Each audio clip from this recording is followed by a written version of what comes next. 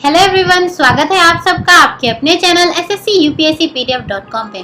Guys, हमारा चल रहा है session about child development pedagogy, जिसमें हम डिस्कस करते आ रहे हैं अब तक कुछ थ्योरीज और इससे रिलेटेड कॉन्सेप्ट। तो आज उसी को आगे बढ़ाते हुए हम आज पढ़ेंगे इकोलॉजिकल मॉडल थ्योरी के बारे में, यानी कि पारिस्थितिक मॉडल के सिद्धांत के बारे में आज हम पढ़ने वाले हैं। ये बच्चों आपके पीआरटी लेवल के लिए तो इम्पोर्टेंट है ही, लेकिन अब जितने भी स्टेट टेट होते हैं, सी टेट है या फिर जितने भी टेट हैं, उन सब में भी ये थ्योरी अब पूछे जाने लगी है। इसलिए आपको ये थ्योरी जो है पढ़नी बहुत ज़रूरी है, चाहे आप कोई भी एग्ज़ाम दे रहे हैं। अच्छा, जो नए बच्चे हमारे साथ जुड़े हैं, मैं उन्हें बता दूं कि ये हमारी क्लास 15 है। इससे पहले की जो भी क्लासेस हैं उनका लिंक आपको नीचे डिस्क्रिप्शन बॉक्स में मिल जाएगा। प्लस ये हमारा फ्री कोर्स है, इससे रिलेटेड भी जो वीडियो है उसका लिंक भी आपको नीचे डिस्क्रिप्शन बॉक्स में अवेलेबल है, आप वहां से विजिट कर सकते हैं। तो चलिए स्टार्ट करते हैं आज की क्लास, और हम आज पढ़ेंगे, डिस्कस करेंगे बहुत अच्छे तरीके से इकोलॉजिकल मॉडल थ्योरी। अब इसको आप इकोलॉजिकल मॉडल थ्योरी भी बोल सकते हैं, इकोलॉजिकल स्टेजेस भी बोल सकते हैं, बायो इकोलॉजिकल थ्योरी भी बोल सकते हैं, या फिर आप इसे ब्रोनफेन-ब्रेनर की थ्योरी भी बोल सकते हैं। अब ब्रोनफेन-ब्रेनर की थ्योरी क्यों बोल सकते हैं? क्योंकि बच्चों यही है वो साइकोलॉजिस्ट जिन्होंने इस थ्योरी को बनाया था, यानी कि यही वो साइकोलॉजिस्ट है जो इस थ्योरी के जनक कहलाते हैं। तो अगर एग्जाम में आपसे पूछा जाए कि इकोलॉजिकल थ्योरी या फिर बायो इकोलॉजिकल थ्योरी किसने दी थी, तो बच्चों आप सबका आंसर होगा यूरी ब्रोनफेन-ब्रेनर। ओके, अब मैं आपके लिए यहाँ पे नेम लिख देती हूँ एक बार। आप इसको चाहे इकोलॉजिकल थ्योरी कह लीजिए, या फिर आप इसको बायो इकोलॉजिकल थ्योरी कह लीजिए, या फिर आप थ्योरी की जगह मॉडल वर्ड यूज कर लीजिए, या फिर स्टेजेस वर्ड यूज कर लीजिए। ये सब एक ही बात है, तो कंफ्यूज नहीं होना है कि मुझे तो ये नाम पढ़ाया गया था फिर ये नाम पढ़ाया गया था। तो बच्चों अब इस थ्योरी के बारे में बात करते हैं। तो आप देख रहे होंगे आपके सामने एक पिक्चर चल रही है, जहाँ पे एक बच्चा है, उसके हाथ में एक शीट है। तो सपोज कर लीजिए कि ये एक बच्चा लर्निंग कर रहा है। अब लर्निंग क्या कर रहा है, देखो इसके पीछे सिचुएशन चेंज हो रही है। कभी इसके पीछे गार्डन आ रहा है, कभी इसके साथ में पेरेंट्स आ रहे हैं, कभी ये घर पर है, कभी ये स्कूल में है। यानी कि यहाँ पे क्या दिखाया गया कि बच्चा जो है वो अलग अलग जगह पे लर्निंग करता है।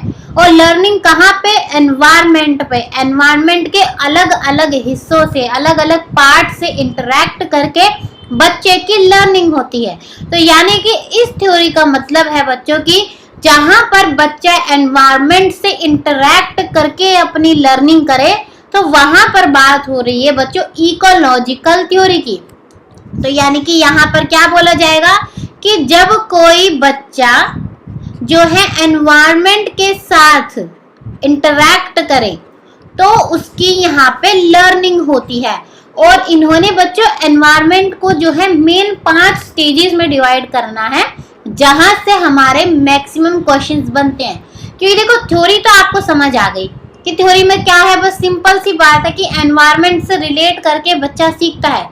लेकिन जो मेन कहानी है वो क्या है? मेन कहानी है कि इन्होंने किस तरीके से एनवायरनमेंट को 5 चरण में बोल लीजिए, 5 मॉडल्स में बोल लीजिए, इन्होंने उनका डिवीजन किया। तो हमें उनके बारे में पढ़ना है कि कौन से स्टेज में क्या फर्क पड़ता है बच्चे के ऊपर, उसके अध्ययन के ऊपर। अच्छा, जो हिंदी मीडियम के बच्चे हैं उनको बता दो कि बच्चों ज्यादातर जो इंग्लिश है ना लैंग्वेज, वो ही सेम हिंदी में लिखी जाएगी। एज सच कोई ट्रांसलेशन नहीं है इसका। जैसे कि यहाँ पे 5 स्टेजेस में इन्होंने बच्चों एनवायरनमेंट को डिवाइड किया था। पहली स्टेज होती है माइक्रो सिस्टम, दूसरी होती है मीजो सिस्टम, थर्ड होती है एक्सो सिस्टम, फोर्थ होती है मैक्रो सिस्टम, एंड लास्ट होती है आपकी क्रोनो सिस्टम। यहाँ तक कोई भी डाउट है माइंड में? कुछ नहीं, अभी तक एक्सप्लेन किया, सिर्फ ये बताया कि थ्योरी का मतलब क्या है और 5 कौन से स्टेजेस है। अगर यहाँ तक कोई डाउट हो तो बताना, ठीक है। अब जो हिंदी में भी ना आपको सेम यही चीजें लिखनी है। जैसे कि मीजो सिस्टम है तो हिंदी में भी मीजो सिस्टम ही लिखा जाएगा। तो यहाँ पे कंफ्यूज नहीं होना कि मैम ने तो यहाँ पे हिंदी में लिखा ही नहीं है। सेम यहाँ पर वो ही चीज लिखी जाएगी, ठीक है। जैसे कि यहाँ पे मेजो सिस्टम हो जाएगा। तो ज़्यादातर क्या है आपके लिए बेनिफिशियल यही होगा कि आप इंग्लिश में ही याद करें, क्योंकि सेम है थ्योरी, ऐसा इसकी कोई ट्रांसलेशन नहीं है। अब आप देख रहे हैं कि आपके सामने यहाँ पे एक डायग्राम में इसको 5 हिस्सों में डिवाइड किया गया है। अब मैं आपको स्टेज बाय स्टेज एक्सप्लेन करूंगी कि कौन सी स्टेज में एनवायरनमेंट की बच्चा किस तरीके से सीखता है। तो जो सबसे पहली स्टेज हमें पढ़नी है बच्चों, वो है माइक्रो सिस्टम। अब आपको हर सिस्टम से रिलेटेड ना एक चीज याद रखनी है कि मैं आपको बताऊंगी कि कैसे आपको चीज मतलब लिंक करेगी माइंड में। अब माइक्रो सिस्टम में क्या होगा कि बच्चे का एकदम इमीडिएट इंटरेक्शन होगा, यानी कि माइक्रो सिस्टम में जो भी लोग होंगे बच्चा खुद उनसे इंटरैक्ट करेगा, और जब बच्चा खुद इंटरैक्ट करेगा उसकी वजह से जो उसकी लर्निंग होगी वो आएगी माइक्रो सिस्टम में। अब बच्चा किन किन लोगों से खुद इंटरैक्ट करता है, वो चाहे उसकी टीचर हो गई, वो स्कूल में गया वो टीचर से खुद इंटरैक्ट करता है, तो टीचर हो गई माइक्रो सिस्टम का पार्ट। जो उसके दोस्त है, उसका ग्रुप्स है, उसके जो पीयर्स है, ये भी माइक्रो सिस्टम का पार्ट है, क्योंकि बच्चा खुद इंटरैक्ट करता है इनके साथ। जो इसके पेरेंट्स हैं ये भी माइक्रो सिस्टम का पार्ट है, क्योंकि बच्चा इन सब से खुद इंटरैक्शन करता है। यानी कि जहां पर बच्चा अपने आप दूसरों से इंटरैक्ट करे, यानी कि इमीडिएट इंटरैक्शन हो जहां पर, वो कहलाता है माइक्रो सिस्टम। कोई कंफ्यूजन है तो बताओ जल्दी, आगे बढ़ते हैं नेक्स्ट स्टेज पे। ये क्लियर है? जहां पे भी बोला जाएगा इमीडिएट इंटरेक्शन, या फिर पूछा जाए कि पीयर्स के साथ, टीचर्स के साथ, पेरेंट्स के साथ इंटरेक्शन हो तो वो कौन से सिस्टम में आते हैं, तो आप सबका आंसर होगा माइक्रो सिस्टम। यहाँ तक क्लियर है? अब नेक्स्ट आता है बच्चों मैक्रो सिस्टम। अभी हमने क्या पढ़ा था लास्ट में कि इमीडिएट इंटरेक्शन होता है बच्चे का। अब मैक्रो सिस्टम थोड़ी सी और स्टेज डेवलप हो गई। मैक्रो सिस्टम में क्या होता है, हमारे दो माइक्रो सिस्टम आपस में इंटरैक्ट करते हैं। अब जैसे कि अगर मैं आपको एग्जांपल से समझाऊं कि जो हमारी टीचर है वो भी हमारे लिए एक हमारा माइक्रो सिस्टम है, हमारे जो पेरेंट्स हैं वो भी हमारे लिए माइक्रो सिस्टम है। अब जब पीटीएम होती है तो क्या होता है, हमारे टीचर और हमारे पेरेंट्स आपस में मिलते हैं हमारी डेवलपमेंट को या फिर हमारी परफॉर्मेंस को जो है डिस्कस करने के लिए। तो यहाँ पर क्या हो रहा है, यहाँ पर है कि हमारे दो माइक्रो सिस्टम आपस में इंटरैक्ट कर रहे हैं। अब जब भी दो माइक्रो सिस्टम आपस में इंटरैक्ट करेंगे तो आप समझ जाना वहां पर मैक्रो सिस्टम की बात हो रही है। तो यहाँ पे इसका सबसे बेस्ट एग्जांपल क्या होगा कि जो भी पीटीएम मीटिंग्स हेल्ड होती हैं वो मैक्रो सिस्टम का पार्ट होती है। या फिर जब एडमिशन होने वाले होते हैं तो काउंसलिंग रखी जाती है, काउंसलिंग में पेरेंट्स भी जाते हैं, बच्चे भी होते हैं, टीचर्स भी होती है। तो वहां पर क्या होता है, बच्चे के माइक्रो सिस्टम्स आपस में इंटरैक्ट करते हैं, तो यानी कि वो हो गया मैक्रो सिस्टम का पार्ट। तो यहाँ से मैक्रो सिस्टम को कैसे याद रखेंगे कि जब जो आपके माइक्रो सिस्टम चाहे 2 हो 3 हो, वेदर मतलब व्हाटएवर कितने भी माइक्रो सिस्टम इंटरैक्ट करेंगे तो वहां पर बात हो रही है मैक्रो सिस्टम की। यहाँ तक क्लियर है? कोई डाउट? अब नेक्स्ट आपका आता है थर्ड, यानी कि एक्सो सिस्टम। अब एक्सो सिस्टम में क्या होता है बच्चों, हमने पहली स्टेज में पढ़ लिया कि बच्चा इमीडिएट इंटरैक्ट करता है यानी खुद इंटरैक्ट करता है। मीजो में हमने पढ़ लिया कि हमारे माइक्रो सिस्टम आपस में इंटरैक्ट करते हैं। अब एक्सो सिस्टम की अगर हम बात करें तो इसको आप याद रखेंगे कि यहाँ पर इनडायरेक्ट इम्पैक्ट पड़ता है बच्चे के ऊपर। अब कैसे इनडायरेक्ट इम्पैक्ट पड़ता है, जो भी बच्चे के माइक्रो सिस्टम है उनका इनडायरेक्ट इम्पैक्ट पड़े अगर बच्चे के ऊपर तो वो कहलाता है एक्सो सिस्टम। अब जैसे कि एग्जांपल मैं आपको दे लूं कि आप यहाँ एक इमेज चल रही है, देख सकते हैं कि यहाँ पर 2 लोग आपस में लड़ रहे हैं। अब सपोज कर लीजिए ये बच्चे के पेरेंट्स हैं जो आपस में लड़ रहे हैं। अब जब भी माता पिता की लड़ाई होती है तो बच्चों का इस पे बहुत फर्क पड़ता है। अब यहाँ पे देखो बच्चा तो खुद जाके नहीं लड़ रहा ना, यहाँ पे बच्चे ने तो कुछ बोला नहीं, उसके माता पिता आपस में लड़ रहे हैं, यानी कि उसके माइक्रो सिस्टम आपस में लड़ रहे हैं। तो यहाँ पर क्या हुआ, इस चीज का फर्क बच्चे के ऊपर भी पड़ेगा, लेकिन कैसा फर्क पड़ेगा, इनडायरेक्ट फर्क पड़ेगा। यानी कि जहां पर बच्चा खुद कुछ नहीं कर रहा, लेकिन उस चीज का इम्पैक्ट बच्चे पे इनडायरेक्टली आ रहा है। तो यहाँ पे ये बेस्ट एग्जाम्पल होगा आपके लिए कि जब पेरेंट्स की लड़ाई होती है तो उसका बच्चों पर फर्क पड़ता है।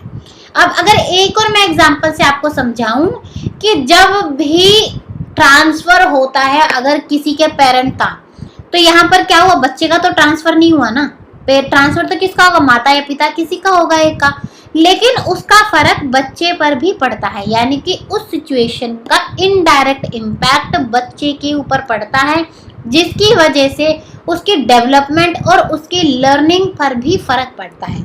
ये था हमारा एक्सो सिस्टम। क्लियर है यहाँ तक? कोई परेशानी हो तो बताना, ठीक है, क्लियर कर दी जाएगी। डाउट नहीं रखना बिल्कुल भी माइंड में कि मुझे पॉइंट समझ नहीं आया तो कोई बात नहीं, चल गया। अब जो हमारा फोर्थ सिस्टम है वो कहलाता है मैक्रो सिस्टम। अब हम माइक्रो सिस्टम से जो है थोड़ा आगे बढ़ चुके हैं। अब इसमें क्या क्या आएंगे, जो हमारी सोसाइटी है, बच्चे की सोसाइटी, बच्चे का जो कल्चर है, बच्चे की जो कंट्री है, या फिर रूल्स रेगुलेशन है, ये सारी चीजें आती हैं मैक्रो सिस्टम में। यानी कि सोसाइटी में कुछ चेंजेस हुए, उसका फर्क बच्चे पे पड़ रहा है, तो वो किसका हिस्सा हुआ, मैक्रो सिस्टम का। हमारी कंट्री के कुछ रूल्स रेगुलेशन बने हुए हैं, उनमें कुछ भी छेड़छाड़ होती है या उनकी वजह से भी बच्चों के अंदर कुछ चेंजेस आ सकते हैं, तो वो भी मैक्रो सिस्टम का पार्ट है। हमारी जो संस्कृति है, हमारी जो कंट्री है, मतलब ये सारी चीजें आती हैं आपकी मैक्रो सिस्टम के अंदर, जिनकी वजह से बच्चे के डेवलपमेंट के ऊपर फर्क पड़ता है। इन थ्योरीज में बच्चों आपको मेन ये चीजें याद रखनी है कि कौन से सिस्टम में क्या चीजें आती हैं, इसलिए मैं आपको हर एक चीज बता रही हूँ कि इस सिस्टम में ये लोग आएंगे, इस सिस्टम में ये लोग आएंगे, तो आपको अच्छी सी चीजें याद रखनी है, ठीक है। मैक्रो सिस्टम में ये सारी चीजें आती हैं। अब हमारा लास्ट सिस्टम बचा है जिसको हम कहते हैं क्रोनो सिस्टम। क्या कहा जाता है इसको, क्रोनो सिस्टम। देखो हिंदी में भी सेम ही है, इसलिए मैंने आज हिंदी में लिखा नहीं क्योंकि सेम ही है। अब क्रोनो सिस्टम इन सबसे थोड़ा अलग है। बाकी जो चेंजेस थे वो थोड़ी देर के लिए होते, सपोज माता पिता की लड़ाई हुई तो थोड़ी देर बच्चे फर्क पड़ा, लेकिन फिर बच्चा नॉर्मल हो गया। पिता का ट्रांसफर हुआ लेकिन बच्चा फिर नॉर्मल हो गया।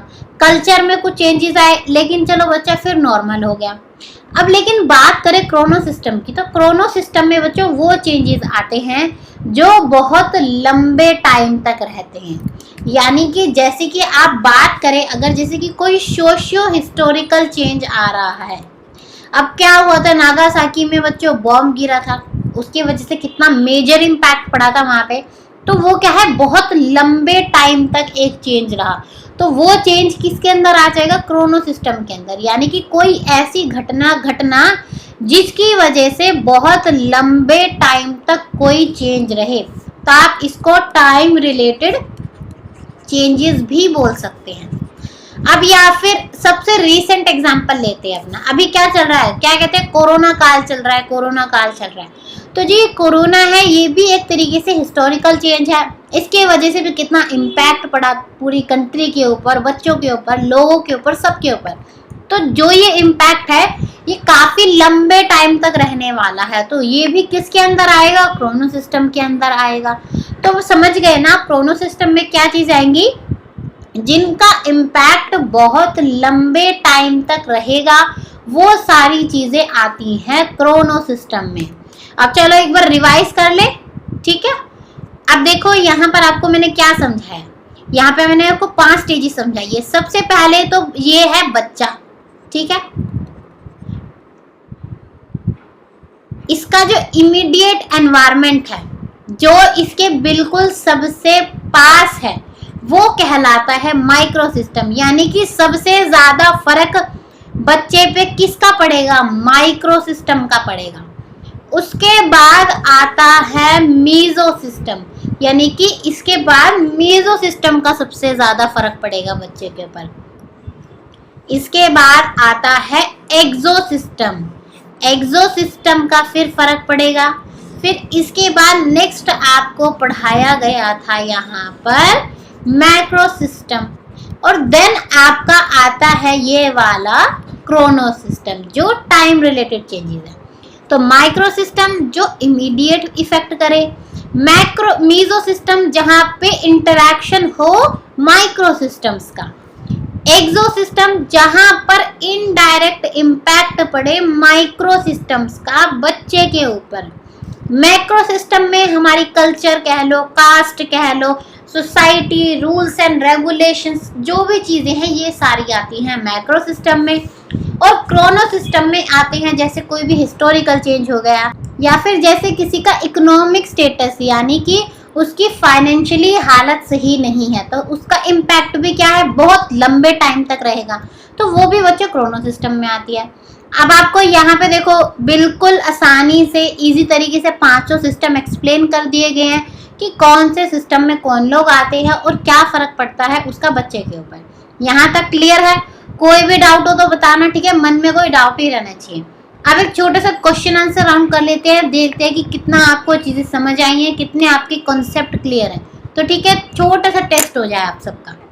तो क्वेश्चन 1 है बच्चों आपके लिए कि आपको जो इकोलॉजिकल थ्योरी पढ़ाई गई है उसमें आउटर मोस्ट लेवल का क्या नाम है आपको मुझे बताना है, ठीक है? यहाँ पर मैं आपको कोई ऑप्शन नहीं दे रही हूँ, सिंपल आपको मुझे आउटर मोस्ट का नाम बताना है, ठीक है?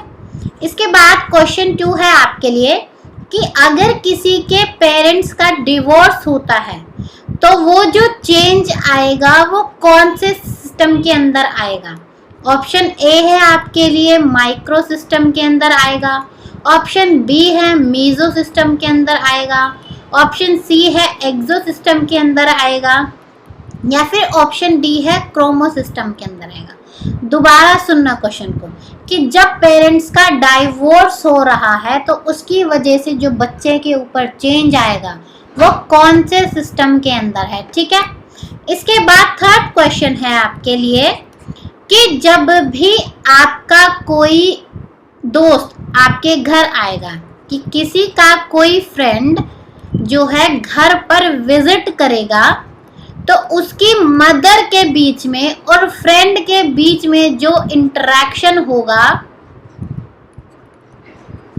वो कौन से सिस्टम के अंदर आएगा? यहाँ पर मैं कौन से स्टेज की बात कर रही हूँ जहाँ पर किसी बच्चे के दोस्त और माता के बीच में इंटरेक्शन हो रहा है। आपके लिए ऑप्शंस है chrono system, micro system, meso system, macro system, ठीक है? ये 3 क्वेश्चन। अब आगे बढ़ते। फोर्थ क्वेश्चन है आपके लिए जहां पर बच्चे का इमीडिएट इंटरेक्शन होता है, ठीक है? तो यहाँ पर मैं कौन से सिस्टम की बात कर रही हूँ आपके सामने, तो आप मुझे सीधा आंसर बताएंगे, कोई ऑप्शन आपको मुझे आई थिंक सो देने की जरूरत नहीं है यहाँ पे। नेक्स्ट है आपके लिए कि पेरेंट का जो वर्क प्लेस होता है, चाहे आपके माता है पिता है, वो जहाँ पर काम करते हैं तो वो वर्क प्लेस कौन से सिस्टम के अंदर आएगा? Option A micro system, option B meso system, option C exo system, option D है आपके लिए क्रोमो सिस्टम, ठीक है? ये 5 क्वेश्चन के आंसर मुझे करने हैं। मैं भी तो देखूं कि कितने बच्चों के कॉन्सेप्ट क्लियर हैं और कितनों को डाउट है, ताकि मुझे पता चले कि मुझे आगे अगर आपको कोई डाउट है तो वो क्या क्लियर करना है। चलिए बच्चों, आज की क्लास यहीं तक थी। अगर आपको क्लास पसंद आती है तो वीडियो को ज़रूर लाइक करें, कमेंट करें कि हाँ हमें क्लास अच्छी लगी है और क्या बात अच्छी लगी आपको इसमें, प्लस इसे ज़्यादा से ज़्यादा शेयर करें। चलिए मिलेंगे अब नेक्स्ट क्लास में, तब तक के लिए thank you and good bye.